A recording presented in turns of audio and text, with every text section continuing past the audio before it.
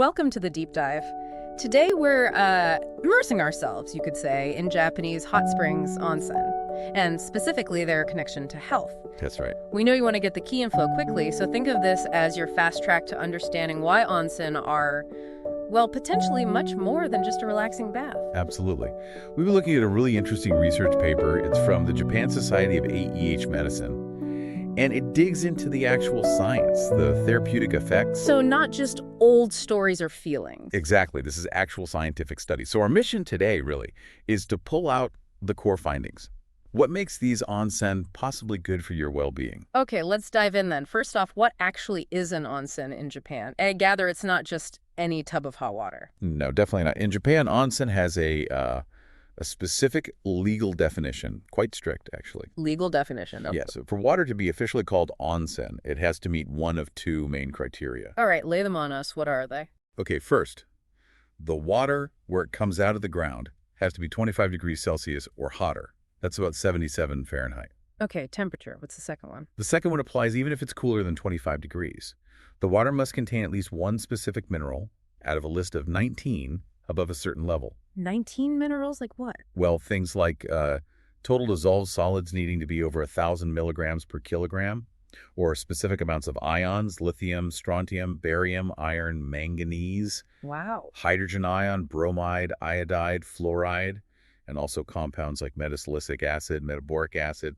It's quite a list. So it's a defined chemical signature, essentially, or heat. It's not just, turning on the hot tap. Precisely. There's a real geological and chemical basis required by law.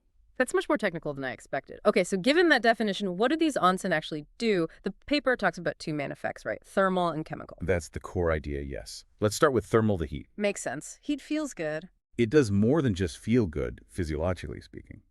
The warmth causes your blood vessels to dilate, to widen. Okay. And when they widen, your blood flow improves all through your body. Better circulation. And that helps with recovery, like after exercise or just being tired. Exactly. Improved blood flow is linked to helping the body recover from fatigue. You feel that tension easing. Yeah. That's partly your circulation improving. Right. And I suppose the baths themselves control the temperature quite carefully. Oh, yes. Bathing facilities usually keep the water in specific ranges. Often you'll find, say, comfortable baths around 37 to 40 Celsius. That's roughly body temp, up to about 104 Fahrenheit. Mm-hmm. And sometimes warmer ones, maybe 42 Celsius, which is closer to 108 Fahrenheit. Though, of course, what feels warm or hot varies a lot person to person. Sure. Okay, so heat boosts blood flow, helps recovery. Now, what about the chemical side? Those minerals we talked about. This is where it gets really interesting. The idea is that the minerals dissolved in the water actually enhance the benefits you get from the heat. How so? Do they soak in? Well, the paper doesn't detail the exact mechanism for every single one of the 19 minerals. That's complex stuff.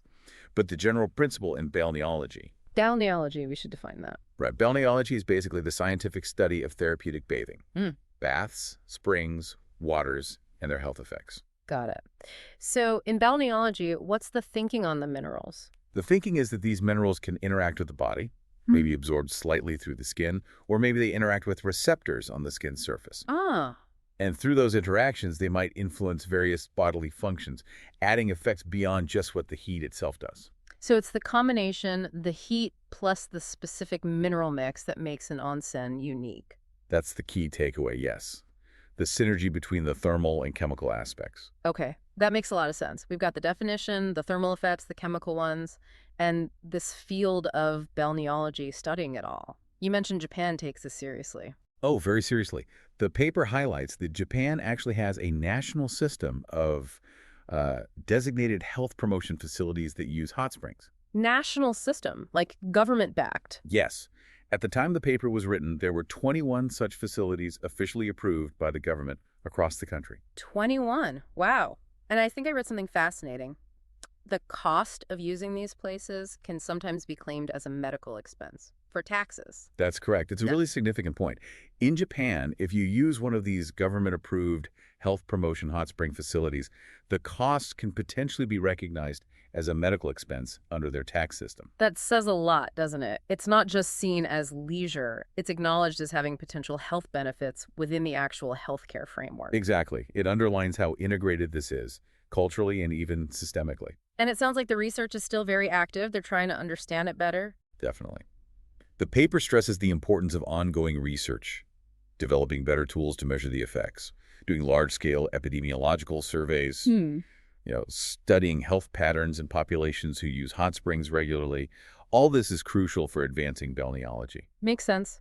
Now, the paper also mentioned some other physical effects, didn't it? Beyond just the heat and the minerals, something about pressure and buoyancy. Right, good point.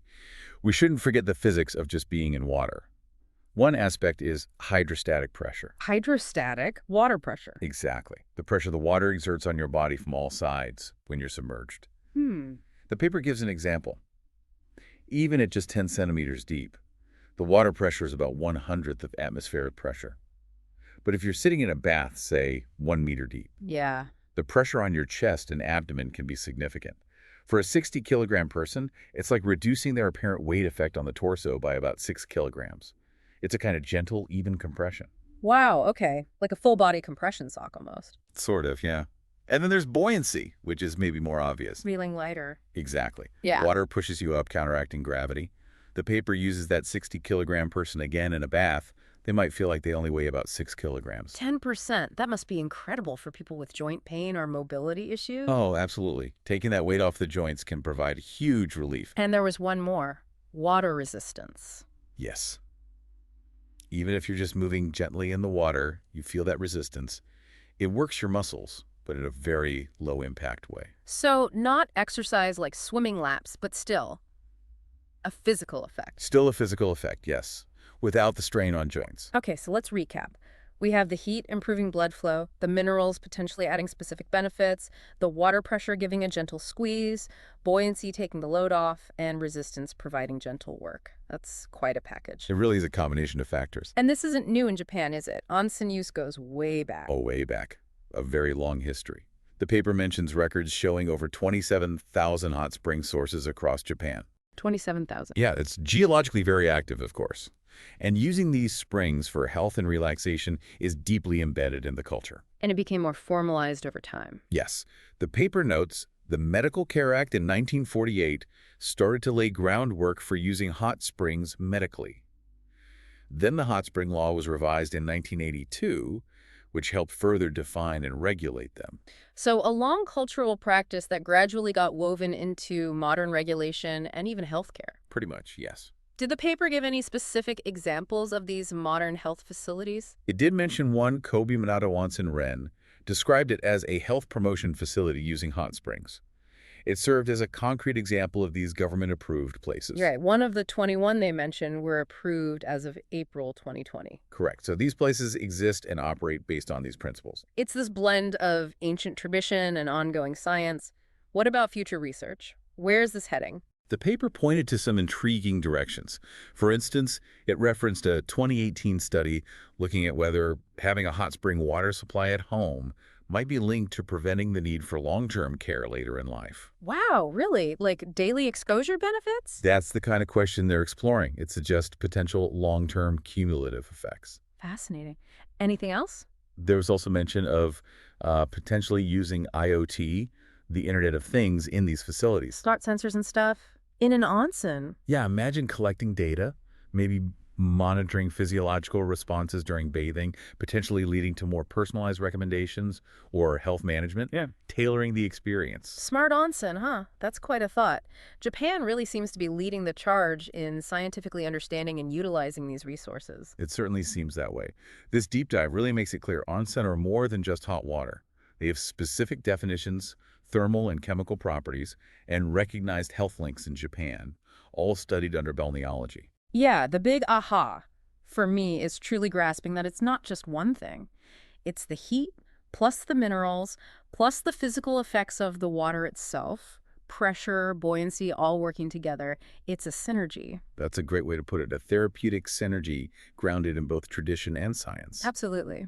Well, this has been incredibly illuminating. It really makes you pause and think, doesn't it? Considering the science and the cultural weight behind onsen in Japan, what other traditional wellness practices from around the globe might have similar untapped health benefits that just haven't been studied with the same focus yet? That's a great question. Maybe something for you, our listeners, to ponder. Are there similar traditions in your own culture or things you've come across? Something worth exploring. Thanks for taking this deep dive with us.